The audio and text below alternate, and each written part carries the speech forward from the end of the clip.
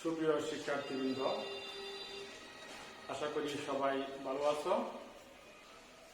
তো আজকে আমি নবম দশম শ্রেণীর পদার্থ বিজ্ঞান এর একটা অত্যন্ত গুরুত্বপূর্ণ একটা অধ্যায়, পঞ্চম অধ্যায়, যার শিরোনাম হচ্ছে পদার্থের অবস্থা ও চাপ। এখানে অনেকগুলো টপিক আছে, তার মধ্যে আমি এখানে ব্যাকবোর্ডে লিখছি, তোমরা দেখতে পাচ্ছ। তার মধ্যে চাপ,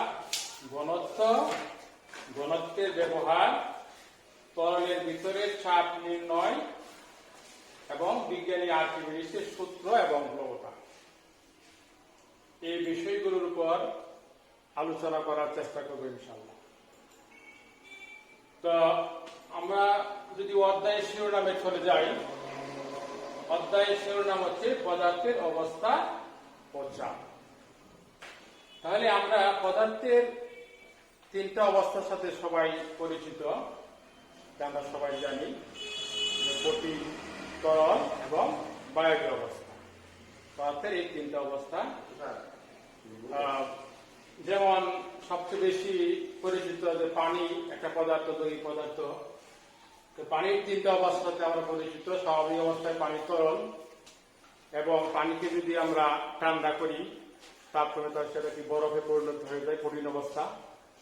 আর তাপ প্রয়োগ করলে পানি কি বাষ্পে পরিণত হয়, বাষ্পীয় অবস্থা।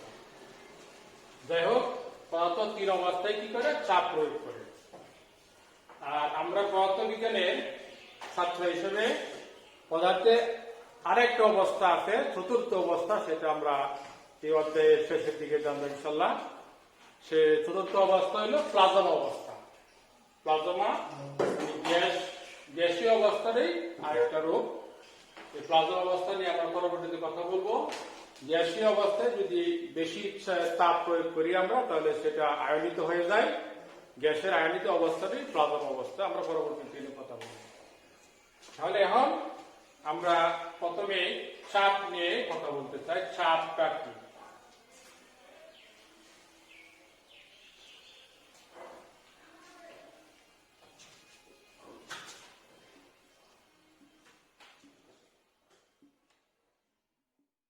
তো আমরা প্রথমে চাপ নিয়ে আলোচনা করবো ইনশাল্লাহ।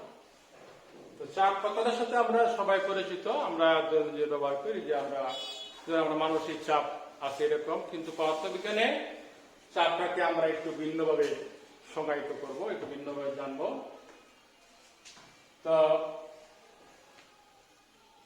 চাপের সংজ্ঞা, চাপ বিষয়টা বুঝতে হলে চাপের সাথে সম্পর্কযুক্ত আরো দুটা বিষয় আমাকে জানতে হবে, সেটা হলো বল এবং ক্ষেত্রফল। চাপ বিষয়টা ক্লিয়ার করতে হলে বল এবং ক্ষেত্রফল সম্পর্কে আমাদের জানতে হবে, কারণ চাপের সাথে বল এবং ক্ষেত্রফলের একটা সম্পর্ক আছে। তাহলে আমরা তোমাদের এই বইয়ের তৃতীয় অধ্যায়ে বল সম্পর্কে একটা পুরোপুরি একটা অধ্যায় আছে। বলের সংজ্ঞা আমরা ওইখানে পেয়েছি, আর ক্ষেত্রফল কি বিষয় তোমরা জানো। তো আমরা জানি সবাই যে নিউটনের তিনটা গতির তিনটা সূত্র আছে। নিউটনের যে প্রথম সূত্র থেকে আমরা বলের একটা গুণগত সংজ্ঞা আমরা পাই, ওখানে জড়তার সংজ্ঞা আছে। আর দ্বিতীয় সূত্র দ্বারা আমরা কি করি, বলকে পরিমাপ করি। তো বলের স্বাভাবিক সংজ্ঞা হচ্ছে এরকম। নিউটনের প্রথম সূত্র যদি আমরা বলি, আমি একটু মনে করে দিচ্ছি। নিউটনের প্রথম সূত্রটা হচ্ছে যে বাহ্যিক কোনো বল প্রয়োগ না করলে স্থির বস্তু স্থির থাকে এবং গতিশীল বস্তু সরল পথে চলতে থাকে। এটা হলো নিউটনের প্রথম সূত্র। তাহলে এখানে দেখা গেল কি, বল হইল এমন একটা বিষয়, বাহ্যিক বিষয়, যা স্থির বস্তুকে গতিশীল করে বা করতে চায় এবং গতিশীল বস্তুর গতির পরিবর্তন করে বা করতে চায়, তাকে আমরা বল বলি। আর ক্ষেত্রফল সম্পর্কে তোমাদের নিশ্চয় ধারণা আছে, এটা একটা দ্বিমাত্রিক বিষয়। তো এখন এই বিষয়টা যদি দুইটা বিষয় ক্লিয়ার হওয়ার পরে আমি চাপের সংজ্ঞায় চলে যাচ্ছি। যদি আমরা চাপের সংজ্ঞা বলি, চাপ হচ্ছে যে একক ক্ষেত্রফলে প্রযুক্ত বল। মূল সংজ্ঞাটা হচ্ছে একক ক্ষেত্রফলে প্রযুক্ত বলকে আমরা কি বলি? একক ক্ষেত্রফলে প্রযুক্ত বলকে চাপ। একক ক্ষেত্রফলে প্রযুক্ত বলকে চাপ। তাহলে এই বিষয়টা একটু ক্লিয়ার করি আমি। যদি আমরা এটা কোন সূত্রের মাধ্যমে প্রতীক দ্বারা প্রকাশ করতে চাই, তাহলে আমরা জানি চাপকে আমরা পি দ্বারা প্রকাশ করি, প্রেসার। আর চাপ যদি আমরা চাপ সমান চাপ পি, আর বল আমরা এক, এবং ক্ষেত্রফলকে আমরা এ দ্বারা প্রকাশ করি। তাহলে এখানে কি? চাপ পি, বল এক এবং ক্ষেত্রফল এক। তাহলে চাপের সংজ্ঞা কি দাঁড়ালো? চাপের সূত্র কি দাঁড়ালো? চাপ পি সমান কত? এক বাই।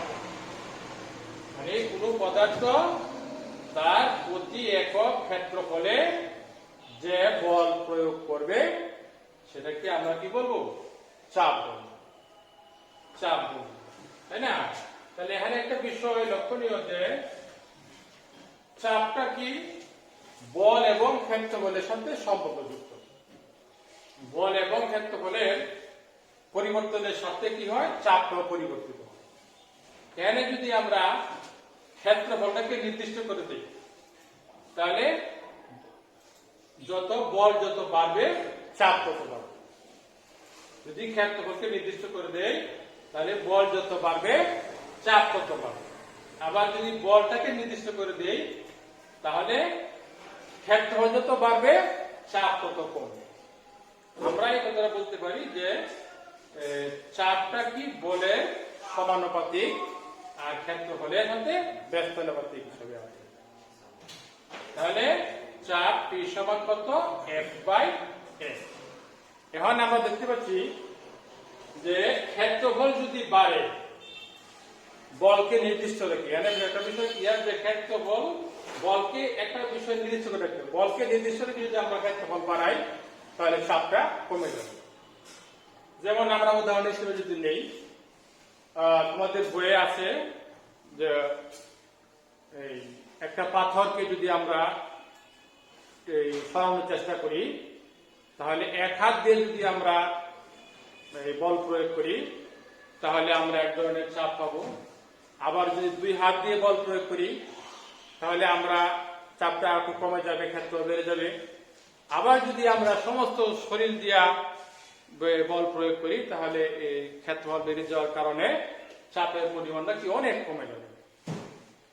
এরকম আরো অনেক উদাহরণ আমাদের আছে, যে আমরা যে এই জুতা পরি, যারা হাই হিল জুতা এবং চ্যাপ্টা তলাওয়ালা জুতা, এখানে দেখা গেছে হাই হিল জুতা যদি কেউ পরে তাহলে সেটা কি একই ব্যক্তি যদি পরে তাহলে হাই হিল জুতা নিচের অংশ সরু, ক্ষেত্রফলটা কম হওয়ার কারণে এটা নিচে ঢুকে যাবে। আর চ্যাপ্টা তলাওয়ালা জুতা হলে কি এটা ক্ষেত্র বেশি হওয়ার কারণে চাপ কম হয়, স্বাভাবিক অবস্থা থেকে যায়। বিশেষ করে আরো যদি ক্লিয়ার করতে চাই, আমি এখানে ফ্লোরে দাঁড়িয়ে আছি, আমি যে অবস্থায় আছি আমি আমার দু পা দ্বারা বল প্রয়োগ করতেছি, তাহলে আমার একটা চাপ আছে। আমি যদি ফ্লোরের মেঝেতে শুয়ে পড়ি তাহলে কি ক্ষেত্রফলটা বেড়ে যাবে, তাহলে চাপ কি আরো কমে যাবে। এরকম অনেক ভাবে আমরা চাপকে সমাধান করতে পারি। তাহলে বিশেষ করে এখন আমরা বুঝলাম কি যে একক ক্ষেত্রফলে প্রযুক্ত বলকে চাপ বলে। আর বিশেষ করে চাপটা তরল এবং বায়বীয় পদার্থের ক্ষেত্রে বেশি প্রযোজ্য। আমি আরেকটা কথা বলে নিতে চাই যে তরল এবং বায়বীয় পদার্থ এই দুটোকে আবার প্রবাহীয় বলা হয়। প্রবাহীয় বলা হয় যে যেহেতু প্রবাহিত হইতে পারে, এই দুটো পদার্থকে প্রবাহীয় বলা হয়। তো যেহেতু চাপ সমান এক বাই মানে বল বাই ক্ষেত্রফল, এবং চাপকে আমরা কি করতে পারি? পরিমাপ করতে পারি। চাপকে কি করতে পারি? পরিমাপ করতে পারি। যেহেতু চাপ পরিমাপ করতে পারি তাহলে অবশ্যই কি চাপের একটা একক আছে। কি আছে? চাপের একক আছে। চাপের এককটা আমরা বের করে দিব। যে এখানে আমরা জানি যে বলের একক কি, আমরা বলের একক হবে, বলের একক হলো নিউটন, আর চাপের একক হলো বর্গ মিটার স্কয়ার। তাহলে এটা কি দাঁড়ালো? Newton per metre square. এটার আর একটা নাম আছে, এটাকে আমরা প্যাসকেল বলে থাকি। প্যাসকেল বলে থাকি। তো চাপের একক হচ্ছে প্যাসকেল। প্যাসকেল তোমরা এই অধ্যায়ে ওই একজন বিজ্ঞানী, উনার নাম অনুসারে এই এককটা দেওয়া হয়েছে। উনি ফরাসি বিজ্ঞানী, স্যার ব্লেইস প্যাসকেল, ফরাসি বিজ্ঞানী। তো উনি ওনার একটা সূত্র এই অধ্যায়ে পরবর্তীতে আমরা জানতে পারবো। প্যাসকেলের একটা সূত্র আছে এই অধ্যায়ে। তো আমরা কি জানলাম যে প্রতি একক ক্ষেত্রে প্রদত্ত বলকে চাপ বলা হয়, চাপের একক হলো প্যাসকেল। এখন যদি আমরা জানতে চাই যে 1 প্যাসকেল বলতে আমরা কি বুঝি, 1 প্যাসকেল চাপ কি, 1 প্যাসকেল চাপ কি, তাহলে 1 প্যাসকেল চাপ, 1 প্যাসকেল 1 প্যাসকেল চাপ, 1 প্যাসকেল চাপ হলো, যদি আমরা এখানে যেহেতু বল বাই ক্ষেত্রফল, যদি আমরা এখানে F এর মানটা 1 নিউটন ধরি আর ক্ষেত্রফল যদি 1 বর্গ মিটার হয়, তাহলে F বাই 1 কত হবে? 1/1 = 1 প্যাসকেল।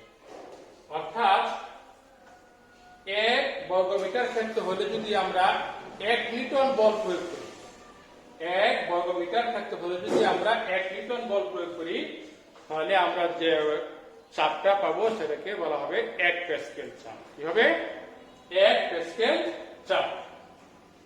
আশা করি তোমরা চাপটা সম্পর্কে একটা ক্লিয়ার ধারণা হয়েছে। তো এখন আমরা এই পরবর্তী যে আমার টপিকটা ছিল ঘনত্ব। ঘনত্ব এটা অত্যন্ত গুরুত্বপূর্ণ একটা বিষয়। ঘনত্বের সাথে কি চাপের একটা সম্পর্ক আছে। আমরা চাপের একটা রাশিমালা বের করে ইনশাআল্লাহ দেখব।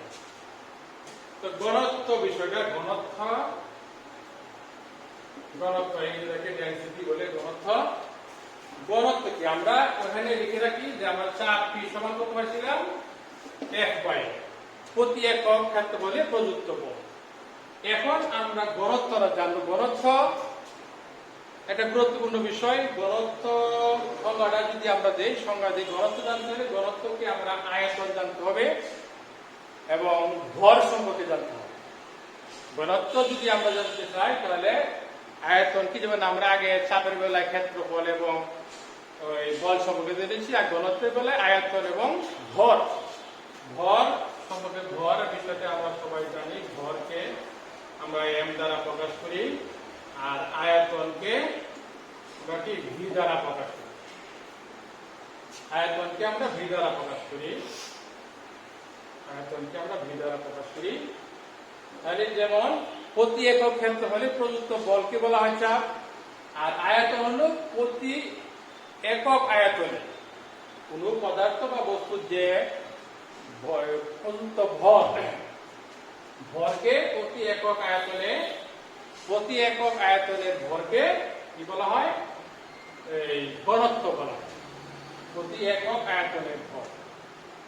ভর বিষয়টা কি সেটা আমরা জানি যে বস্তুতে অবস্থিত পদার্থের এই মোট পরিমাণকে ভর বলা হয়, সেটা আমরা জানি। আয়তন, আমরা আগে ক্ষেত্রফল জেনেছি, ক্ষেত্রফলকে যদি আমরা উৎস দ্বারা গুণ করি তাহলে আয়তনটা পাওয়া যায়। তাহলে আমরা ভরকে m, আয়তনকে প্রকাশ করার জন্য যদি আমরা রাশিমালায় প্রকাশ করি তাহলে আয়তনকে একটা গ্রিক অক্ষর, ঘনত্বকে একটা গ্রিক অক্ষর রো, পি এর মতো দেখতে একটু বাঁকা, রো দ্বারা আমরা প্রকাশ করি। রো সমান কি? m/v, মানে ভর বাই আয়তন। ঘনত্ব সমান কি? ভর বাই আয়তন। সেটা তাহলে দেখা যাচ্ছে কি ঘনত্বের সাথে কি ভরের একটা সম্পর্ক আছে, আয়তনের একটা সম্পর্ক আছে। যদি আমরা একই ভর হয় আয়তন বেড়ে যায় তাহলে ঘনত্ব কমে যাবে, আবার যদি আমরা আয়তন ঠিক রাখি ভরটা কমে যায় তাহলে কি ঘনত্ব কম বেশি হবে। তাহলে ঘনত্ব যদি পরিমাপ করা যায়, ঘনত্বের একটা একক আছে, আমরা জানি কি ভরের একক হইল কেজি, ভরের একক কি কেজি, আর আয়তনের একক হইল ঘনমিটার, মিটার। তাহলে ঘনত্বের একক হচ্ছে কেজি পার মিটার কিউব। তাহলে আমরা কি বললাম, ঘনত্ব হলো একক আয়তনে কোনো বস্তুর যে ভর, সেটাকে আমরা কি বলি ঘনত্ব বলি। একক আয়তনে কোনো বস্তুর ভর, সেটাকে আমরা ঘনত্ব বলে থাকি। আমরা এক উদাহরণ হিসেবে দেখতে চাই, যদি ঘনত্বের সাথে কোনো বস্তুর ভর কিভাবে পরিবর্তিত হয়। যেমন ঘনত্ব আমরা এক টুকরা কট যদি নেই আর এক টুকরা লোহা নেই, তাহলে দেখা যদি উভয়ের আয়তন যদি সমান হয়, তাহলে দেখা যাবে কি যে কটটা কি হবে কম ভারী হবে আর লোহার টুকরাটা ভারী হবে বেশি। এটা কেন হলো? কারণ কর্কের তুলনায় লোহার টুকরার আয়তনটা বেশি, এই জন্য ঘনত্বটা বেশি, এই জন্য কি ওটার ভরও বেশি। আমরা আরো সহজ করে বিষয়টা বলতে পারি, যদি আমরা একই আয়তনের দুইটা প্লাস্টিকের বোতল নিলাম, এখন একটা বোতলে যদি আমরা পানি ভরি, পানির দ্বারা ভর্তি করি, আর একটা বোতলে যদি আমরা মধু দ্বারা ভর্তি করি, তাহলে দেখা যাবে কোন বোতলটা বেশি ভারী হবে? মধু ভর্তি বোতলটা বেশি ভারী হবে, কারণ মধুর ঘনত্ব পানির তুলনায় কি বেশি। তাহলে দেখা যাচ্ছে কি ঘনত্বের সাথে কি ঘনত্ব একটা অত্যন্ত গুরুত্বপূর্ণ একটা বিষয়, যার সাথে কি ভর সম্পর্কিত আছে। তো আমি ভর নিয়ে কথা বলতে চাই না, তো ভরের ঘনত্ব নিয়ে কথা বলতে চাই না। ভরের ঘনত্ব কিছু ব্যবহার আছে আমরা যা দৈনন্দিন জীবনে দেখি। এটা হলো আমরা নিশ্চয়ই লক্ষ্য করবো যে আমরা বাড়িতে পানি ফোটাই, তাই না? পানি ফোটানোর সময় আমরা ওইখানে পানি যে ফুটে বা আমরা রান্না করি, ভাত ফাঁক করি, ওইখানে একটা ঘনত্বের ব্যবহার আছে।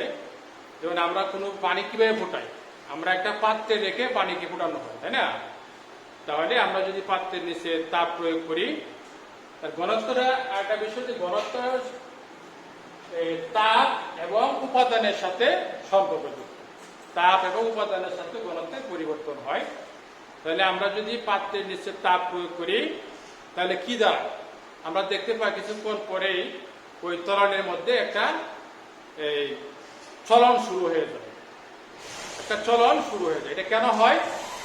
পাত্রে যখন তাপ প্রয়োগ করা হয়, তখন পাত্রের নিচের পানি কি তাপ প্রয়োগ করার ফলে সেটা আয়তন বেড়ে যায়, হালকা হয়ে যায়, তখন ওই নিচের পানিটা কি উপরে চলে আসে। আর উপরে যেহেতু তাপমাত্রা পড়ছে না, উপরের পানি হালকা হয় নাই, তার উপরে পানিটা নিচে চলে আসে। এইভাবে কি হয়, পানিটার মধ্যে একটা চলন শুরু হয়ে যায়, পানি উপরে পানির নিচে, নিচের পানি উপরে উঠতে থাকে। এইভাবে এটাকে আমরা তাপ সঞ্চালনের একটা পদ্ধতি, এই পদ্ধতিটা তোমরা এটার নাম হলো এইভাবে যে তাপ সঞ্চালিত হয়। তাপ সঞ্চালনের তিনটা পদ্ধতি আছে আমরা জানি, পরিবহন, পরিচলন এবং বিকিরণ। তাহলে এখানে তরল পদার্থের মধ্যে সম্পূর্ণ তরল পদার্থ যে প্রক্রিয়ায় ওই তাপ সঞ্চালিত হয়েছে, এটাকে আমরা পরিচলন বলি। পরিচলন পদ্ধতিতে এখানে তাপটা সঞ্চালিত হয়েছে। তো এটা আমরা দেখলাম, যদি এখানে তাপ প্রয়োগ ঘনত্বের পরিবর্তন না হইতো, তাহলে আমরা কি রান্না বান্না বা পাক শাক করতে আমাদের সমস্যা হইতো। তাই ঘনত্ব একটা গুরুত্বপূর্ণ বিষয় নিশ্চয়ই। আবার আমরা আরো দেখতে পাচ্ছি, এই কোন ডিম ভালো নাকি পচা, ওইটা আমরা ঘনত্বের দ্বারা নির্ণয় করতে পারি। যদি আমরা কোন একটা ভালো ডিম যদি আমরা পানিতে রাখি, তাহলে সেটা সম্পূর্ণ বেশি থাকবে, কারণ পানির তুলনায় এই ভালো ডিমটার ঘনত্ব বেশি, এই জন্য এটা বেশি থাকবে। আর যদি ডিমটা নষ্ট বা পচা হয়, তাহলে কি এটা পানিতে ডুবে যাবে। তাহলে এখানে একটা ঘনত্ব ব্যবহার আমরা দেখতে পেলাম। আরো যদি ক্লিয়ার করতেছে, আরো বিশেষ ক্ষেত্রে যে আমরা যে বেলুন উড়াই, কোন অনুষ্ঠানে যে বেলুন উড়াই, এটা বাতাসে উড়ে, নিশ্চয়ই বেলুনের ভিতরে কিছু আছে, একটা গ্যাসীয় পদার্থ আছে। তো বেলুন যে উড়াই, বেলুনের ভিতরে কি যে গ্যাস দেওয়া আছে, ওইটা কি বাতাসের তুলনায় হালকা, এই জন্য বেলুন কি বাতাসে ভাসতে থাকে, বাতাসে উড়ে। তো বেলুনের ভিতরে বিশেষ করে আমরা সবচেয়ে হালকা গ্যাস হলো হিলিয়াম গ্যাস। হিলিয়াম গ্যাস এটা অত্যন্ত ব্যয়বহুল, আসলে বেলুনে ওইটা ব্যবহার করা হয় না। বিশেষ করে হাইড্রোজেন এবং আমরা সিলিন্ডারে জ্বালানি হিসেবে ব্যবহার করি মিথেন গ্যাস, এগুলা বেলুনে ব্যবহার করে উড়ানো হয়। এটাও এখানে একটা ঘনত্বের ব্যবহার, কারণ বাতাসের তুলনায় ওই গ্যাসের ঘনত্ব কম, এই জন্য এটা কি এই বাতাসে বায়ুমণ্ডলে বেলুনটা বেশি থাকে, তাই না? আর এরকম অনেক, তোমরা নিশ্চয়ই যে জর্ডানের মৃত সাগর ডেড সি এর নাম শুনেছ। ওইখানে যে দেখা যায় কি সাঁতার কাটলে কি লোকজন ডুবে যায় না। এটা আসলে কি এখানে লবণ এবং আরো অন্যান্য পদার্থ মিশ্রিত হয়ে পানির ঘনত্ব বেড়ে যাওয়ার কারণে এই অবস্থাটা সৃষ্টি হয়েছে। তো আমরা এখন ঘনত্ব কি এবং ঘনত্বের বিভিন্ন ব্যবহার সম্পর্কে আমরা জানলাম।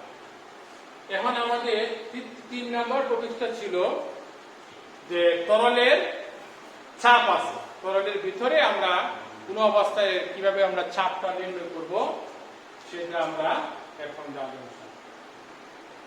তরলের ভিতরে কোন বিন্দুতে চাপ নির্ণয়। তরলের ভিতরে যদি আমরা চাপ নির্ণয় করতে চাই তাহলে আমরা একটা পাত্র আঁকলাম, একটা পাত্র, পানির পাত্র নিলাম আমরা, এইভাবে নিলাম। পানির পাত্র যদি আমরা নেই তাহলে এখানে একটা সিলিন্ডার আকৃতির একটা বিষয় মানে এটা এই পর্যন্ত পানি আছে, এই পাত্রটা এই পর্যন্ত পানি আছে, পানি দ্বারা আমরা এই তরলের কোন একটা বিন্দুতে আমরা চাপ নির্ণয় করব। সেটা নির্ণয় করার সুবিধার জন্য আমরা একটা সিলিন্ডার আকৃতির একটা বস্তু নিতে হবে। সিলিন্ডার আকৃতির একটা বস্তু নিলাম, যার তলের ক্ষেত্রফল হবে a। এই তলের ক্ষেত্রফল a, যেহেতু আমরা আগে সংজ্ঞায় বলে নিয়েছি যে চাপটা ক্ষেত্রফল এবং বলের সাথে সম্পর্কযুক্ত, এই জন্য আমরা সিলিন্ডার আকৃতির একটা বস্তু নিলাম, তো যার ক্ষেত্রফল তলের ক্ষেত্রফল হলো a। আর ধরলাম এটা এই গভীরতাটা কত, গভীরতা হাইটটার দিকে আমরা h দ্বারা প্রকাশ করা হলো। আর আমরা যে তরলটা নিয়েছি তরলের তো অবশ্যই ঘনত্ব আছে, ঘনত্ব তরলের ঘনত্বকে আমরা একমাত্র সংজ্ঞায়িত করেছি। ঘনত্বকে আমরা রো দ্বারা প্রকাশ করি। পি এর মতোই দেখতে, এটা একটা গ্রিক অক্ষর রো, যাকে আমরা ঘনত্ব হিসেবে প্রকাশ করি। ঘনত্ব আমরা আগে বলিনি, আমরা চাপ সমান কি পাইছিলাম F বাই A, এবং ঘনত্ব রো সমান আমরা কি পাইছি M বাই V। এই দুইটা শুনতে আমরা কিন্তু অলরেডি পেয়ে গেছি। আমরা চাপ সমান বল বাই ক্ষেত্রফল বলেছি এবং ঘনত্ব রো সমান ভর বাই আয়তন, এই দুইটা সূত্র আমরা অলরেডি পেলাম। তাহলে এখন আমরা এই তরলের এই অবস্থানে কতটুকু চাপ প্রয়োগ করবে সেটা আমরা এখন জানবো। তাহলে আমরা কি নির্ণয় করবো? চাপ নির্ণয় করবো। তাহলে চাপ নির্ণয় করতে হলে আমি সমস্ত করে দিচ্ছি, চাপ নির্ণয় করতে হলে আমাকে জানতে হবে কি আমাদের F বাই বল বাই ক্ষেত্রফল। তাহলে এখানে কি আমাদের ক্ষেত্রফল দেওয়া আছে, ক্ষেত্রফল এরিয়া দেওয়া আছে, আমাকে শুধু বল ফোর্স একটা বের করলে আমরা হয়ে যাবে, তাই না? তাহলে আমরা জানি কি যে সিলিন্ডারটা পানিতে নিমজ্জিত অবস্থা আছে, তার উপরে একটা তল আছে, উপরে পানি, তার উপরে কিছু পানি আছে, নিচে পানি আছে। তো সিলিন্ডার উপরে যে পানি আছে সেটা কি তার ওজনের জন্য কি করবে, সে এক ধরনের বল প্রয়োগ করবে। পানির এই যে তার উপরে যে তরল স্তম্ভ আছে, শুধু সিলিন্ডারের উপরে যে তরল স্তম্ভ, সেই তরল স্তম্ভটা কি তার ওজনের জন্য নিচের দিকে এক ধরনের বল প্রয়োগ করবে। আর আমরা জানি ওজনে এক প্রকার বল, কারণ আমরা আগে ঘনত্ব গণনা করতে ভর এবং আয়তনের সংজ্ঞা দিচ্ছি। ভর এবং ওজন দুইটা ভিন্ন বিষয়, ভরকে আমরা m দ্বারা প্রকাশ করি আর ওজনকে আমরা w দ্বারা প্রকাশ করি, তাই না? ওজনও এক প্রকার বল, কারণ যেহেতু বলের একক নিউটন, ওজনের একক নিউটন। আর ভর এটা একক হলো কেজি, যেটা আমরা সচরাচর মাপি, ছিলাম। তাহলে এই যে তরল স্তম্ভটা আছে সেটার উপরে, সেটা নিচের দিকে যে তার ওজনের জন্য যে বলটা প্রয়োগ করবে, এক ধরনের বল প্রয়োগ করবে, সেটাই আমরা বের করে দিব। তাহলে ওজন বলটা কি হবে, বলটাকে আমরা কি দ্বারা প্রকাশ করি, F দ্বারা প্রকাশ করি, মানে তার তরল স্তম্ভের জন্য প্রযুক্ত যে বল সেটা হবে ওজন। তার মানে কি ওজন সমান কি mg। কারণ ভরকে যদি আমরা অভিকর্ষ ত্বরণ, নিশ্চয় অভিকর্ষ ত্বরণকে যারা অভিকর্ষ ত্বরণ g দ্বারা প্রকাশ করি, যার মান আদর্শ মান হবে 9.8 মিটার পার সেকেন্ড স্কয়ার, ঠিক আছে? মিটার পার সেকেন্ড স্কয়ার আমরা এভাবে প্রকাশ করি। আর যাই হোক, তাহলে এর অভিকর্ষ ত্বরণ g এর মানটা তো অবশ্যই ধ্রুবক নির্দিষ্ট, তাহলে আমরা F সমান mg। এখানে আমরা বলছি কি এফ এর মানটা আমরা বের করে দেবো। তাহলে এখানে আমরা যে ঘনত্ব সমান রো সমান কি এম বাই ভি, রো সমান কি এম বাই ভি। এখান থেকে আমরা এম এর একটা মান পেতে পারি। এম সমান কত? এম সমান রো ভি। এম সমান কি রো ভি এবং আর সে এম এর মান পেতে রো ভি। রো আবার ভি কি? ভি হলো আয়তন, ভি হলো আয়তন, আর রো হলো ঘনত্ব, আর জি হলো অভিকর্ণ ত্বরণ জি। তাহলে এখানে রো ঠিক আছে, আর আয়তন কি? আমরা আগে ক্ষেত্রফল বলছি, ক্ষেত্রফল কি আমরা এর দ্বারা প্রকাশ করি, আর ক্ষেত্রফলকে যদি উচ্চতা দ্বারা গুণ করা হয় তাহলে আমরা আয়তন পেয়ে যাই। আয়তন মানে কি এ এইচ, তাহলে এ এইচ জি রো। তাহলে আমরা সুন্দর সরাই লিখলে এ এইচ রো জি। তাহলে আমরা কি পাইলাম? এফ টা পেয়ে গেলাম। অর্থাৎ এই যে সিলিন্ডারটা আছে তার উপরে তরল সম্পদ যে পরিমাণ বলটা প্রয়োগ করতেছে তার ওজনের জন্য সেটা হলো এস রো জি। এস রো জি। এখানে একই আমরা বলছি ক্ষেত্রফল, এই সিলিন্ডারের ক্ষেত্রফল এইচ হলো এই সিলিন্ডারের উচ্চতা, অর্থাৎ এত উপরের পিছন দিকে এতটুকু গভীরতা আছে, এস গভীরতা, আর এইটা তরলের ঘনত্ব রো, আর ওই ঘনত্ব হচ্ছে জি। তাহলে এখন আমরা যেহেতু এফ পেয়ে গেছি তাহলে আমরা খুব সহজে আমরা পি বের করতে পারি। তাহলে পি সমান কত হবে? এফ এর মান কত আমরা বলছি এ এইচ রো জি, আর নিচে আছে কত এ যদি ক্যান্সেল হয়ে যায় তাহলে এস রো জি। অর্থাৎ আমরা পি সমান কি পেলাম? এস রো জি। এটা হলো তরলের যে কোনো অবস্থানে চাপ নির্ণয় করার রাশিমালা। যেমন আমরা সেই বাস্তব বিবেচনা দেখি যে অনেক সময় যখন পুকুরে চাপ দিয়ে ডুবি তখন দেয় আমার নিজের কিছু হালকা মনে হয়। আমরা কি জানি সেজন্য হালকা মনে হয়, এটা আমরা কিছুটা আমার পানি কি তরল কি ঊর্ধ্বমুখী বল আছে, ওইটা আমরা সামনে পাবো প্রবণতা কি, আমরা আর্কিমিডিয়াস সূত্রের মধ্যে প্রবণতা জানতে পারবো। তাহলে এরকম হয়, তাহলে কিছু এটা বলার সাথে সম্পর্ক করতাম। তাহলে আমরা চাপের রাশিমালা পেয়ে গেলাম। তাহলে চাপটা কি? এখানে একটা বিষয় লক্ষণীয় যে এখানে অভিকর্ণ ত্বরণ জি তো আমাদের নির্দিষ্ট 9.8, এটা পারবে না, ধ্রুবক কনস্ট্যান্ট এটা। আর শুধু কি গভীরতা এবং ঘনত্ব, ঘনত্বের সাথে কি এই চাপটা সমানুপাতিক। যদি গভীরতা বাড়ে তাহলে চাপ বাড়বে, ঘনত্ব যদি বাড়ে তাহলে চাপ বাড়বে।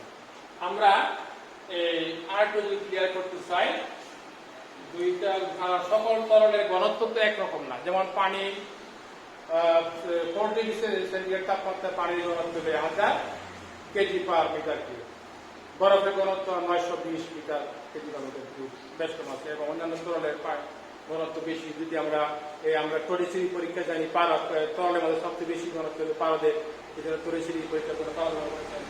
আর দুধ আছে, সাধারণ পানি আছে, এগুলো ঘনত্ব সমাধান হবে। তো ঘনত্বের সাথে এবং উচ্চতার সাথে কি চাপের একটা সম্পর্ক আছে। গভীরতা যত বাড়বে চাপ তত বাড়বে, ঘনত্ব যত বাড়বে চাপ তত বাড়বে। আমরা একটা চিত্রের মাধ্যমে দেখতে পারি। হয়তো আবার যদি আবার একটা পাত্র নেই, এরকম একটা পাত্র নেই, এটা যদি পানি পূর্ণতা থেকে পানি পূর্ণতাকে আমরা দেখবো তরল দ্বারা ভর্তি করলাম, তাহলে দেখা যাচ্ছে কি আমরা যদি এখানে যে পানির ফ্লোটা বা ওয়াটার এন্ট্রি করতে চাই, তাহলে এখানে পানিটা যেহেতু গভীরতা কম, এখানে এভাবে সরিয়ে পড়বে। আবার যদি আরেকটু নিচে দেই তাহলে একটু বেশি চাপ হবে, পানিটা একটু বেশি দূরে সরে যাবে। আর একটু গভীরে দিলে আর একটু বেড়ে যাবে। তাহলে কি দেখা গেল যে গভীরতার সাথে কি চাপের একটা সম্পর্ক আছে। গভীরতা যত বাড়বে চাপ তত বাড়বে। তাহলে আমরা চাপের রাশিমালা কি পেলাম? H rho G. চাপ, pressure equal to H rho G. ঠিক আছে? তো আশা করি বিষয়গুলো তোমরা সবাই নিশ্চয়ই বুঝতে পারছো। তোমরা মেইন বইটা নিয়ে একটু স্টাডি করলে আরো ক্লিয়ার হয়ে যাবে। তো তোমরা সবাই ভালো থাকো, সুস্থ থাকো, এই প্রত্যাশা রইল। সবাইকে ধন্যবাদ।